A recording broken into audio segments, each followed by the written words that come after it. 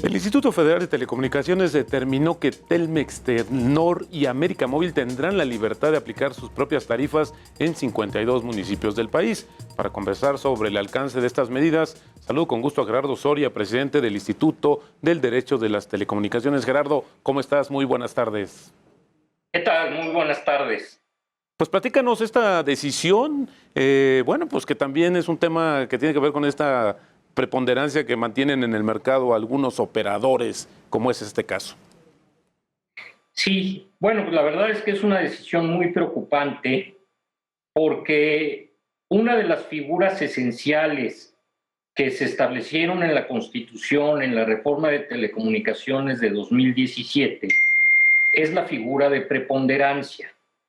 Y de acuerdo con la Constitución, preponderante es aquel operador que tiene más del 50% de participación en la totalidad del sector telecomunicaciones. No hay que hacer ningún otro análisis, simplemente medir la participación de la gente en el sector telecomunicaciones y a nivel nacional. Esto se puso así en la reforma porque a pesar de que la anterior Ley Federal de Competencia preveía la posibilidad de que COFECO declarara a un agente con poder sustancial y que la entonces COFETEL le impusiera medidas asimétricas, Telmex y Telcel siempre lograron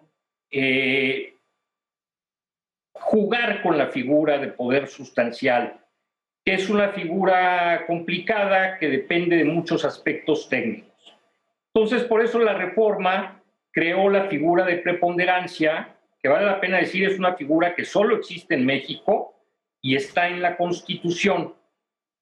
Lo que hizo el IFETEL el día de ayer fue fraccionar la figura de preponderancia. Es decir, ya no está viendo el sector en su conjunto, sino está partiendo mercado por mercado, municipio por municipio, en una grave regresión que nos está llevando a la situación previa a la reforma de 2013, que fue la que dio lugar al nacimiento del IFETEL, que es verdaderamente paradójico que un organismo constitucional autónomo que nació con la reforma de telecomunicaciones esté revirtiendo las principales figuras de la reforma para volver a la situación anterior.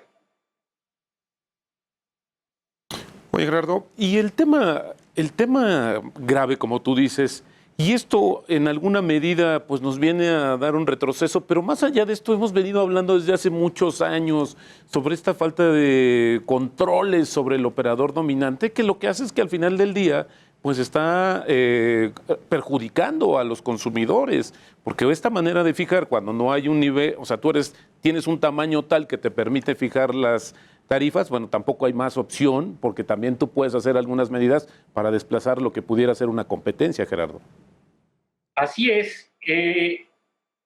La regulación asimétrica que le fue impuesta al preponderante, en el papel está bien, pero tiene dos grandes defectos su implementación. No se impusieron, digamos que metas a alcanzar que pudieran ser objetivamente medibles, en primer lugar. Y en segundo lugar, el IFETEL ha sido omiso en la supervisión y verificación de Telmex y Telcel. Es más, el área de supervisión y verificación que tiene el IFETEL es una de las áreas más pequeñas, como si no importara la realidad y lo que importara fuera llenar expedientes y cumplir con papelitos. Tan es así que la ley obliga al IFETEL a emitir reportes trimestrales sobre el cumplimiento del preponderancia a sus obligaciones asimétricas. Y lo único que ha hecho es informar sobre el cumplimiento documental. Es decir, no el cumplimiento efectivo, no saber si en la realidad en el campo, en el mercado, se está cumpliendo con las obligaciones. Lo único que les importa es palomear que Telmex o Telcel hayan presentado los reportes que tenían que presentar y no les preocupa nada más. Pues como dices, Gerardo, muy grave esta situación que sucede con el preponderante Gerardo Soria, presidente del Instituto del Derecho de las Telecomunicaciones. Gracias por tu comentario. Muy buena tarde. Gracias a ustedes. El Pleno del Instituto Federal de Telecomunicaciones